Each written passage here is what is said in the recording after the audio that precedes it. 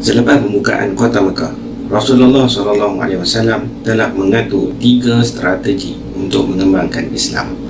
Hasilnya, ramai yang memeluk Islam dan Islam berkembang dengan luas. Namun, terdapat cabaran yang terpaksa ditempuhi oleh Rasulullah SAW. Jom kita tengok apakah cabarannya.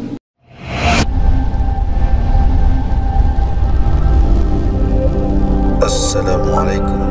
Selamat datang ke channel Rasul Hashim. Jangan lupa untuk subscribe dan tekan butang loceng. Assalamualaikum warahmatullahi wabarakatuh. Murid-murid sekalian, sebelum ini kita telah mempelajari perkembangan Islam selepas pembukaan kota Mekah. Kita dapat lihat kebijaksanaan Rasulullah SAW mengatur strategi dalam mengembangkan agama Islam. Rasulullah SAW telah merancang 3 strategi untuk berdakwah. Strategi yang pertama, mengukuhkan negara Islam.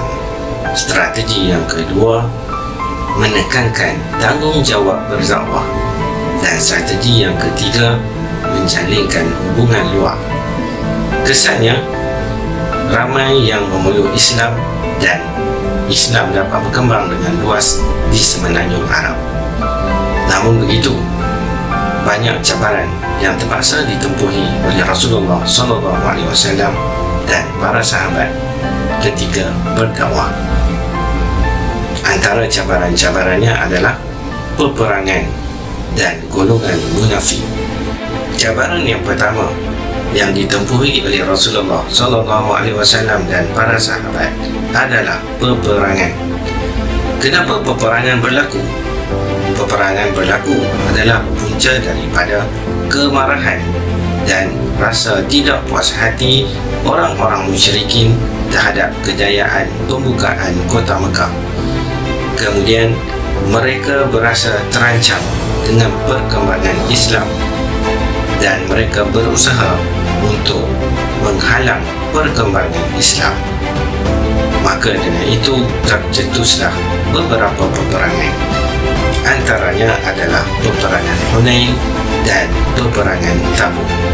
Cabaran yang kedua yang terpaksa ditempuhi oleh Rasulullah SAW dan juga para sahabat adalah golongan munafik. Siapakah golongan munafik ini, murid-murid? Golongan munafik adalah mereka yang berpura-pura Islam dan tinggal bersama-sama kaum muslimin di Madinah. Golongan munafik ini diketuai oleh Abdullah bin Ubay. Golongan ini sentiasa berusaha mencari jalan untuk melemahkan Islam. Antaranya, golongan ini selalu menolak apabila diajak untuk mempertahankan Islam. Mereka juga mengadakan hubungan dengan Raja Rom untuk melemahkan Islam.